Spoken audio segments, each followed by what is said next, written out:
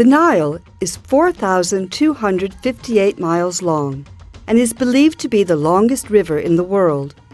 It flows through 11 countries: Tanzania, Uganda, Rwanda, Burundi, Democratic Republic of the Congo, Kenya, Ethiopia, Eritrea, South Sudan, Sudan, and Egypt, where it empties into the Mediterranean. In the south, there are two rivers, the White Nile and the Blue Nile, that join at the city of Khartoum. The White Nile is longer and is used when defining the length of the Nile as a whole. In the northern countries, the Nile flows through deserts, where it is the main source of water. The ancient Egyptians depended on the Nile to build their civilization. For thousands of years, the river provided rich soil, which was perfect for growing crops. The Nile also provided fish and was a useful way to travel up and down the country.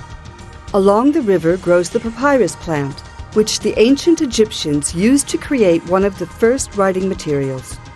Nearly all the cultural and historical sites of ancient Egypt are situated along the Nile, including the Great Pyramids. The stones to build the pyramids were brought along the river on boats from Aswan. In the 19th century, very little was known about the source of the Nile. Many explorers went on dangerous expeditions deep into the African jungle to find the source.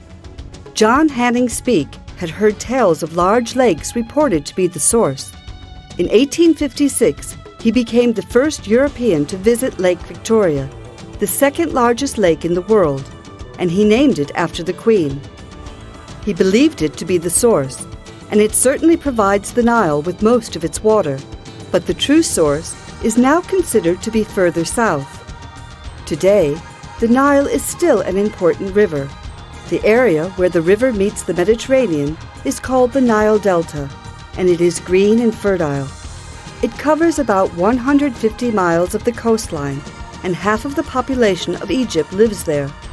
Traditionally, the Nile flooded every year, providing essential soil for good farming. However, some years there would be too much flooding which destroyed crops, and other years there would be no flooding and no crops would grow. In 1970, the Aswan Dam was completed, helping to control water levels and the amount of water flow.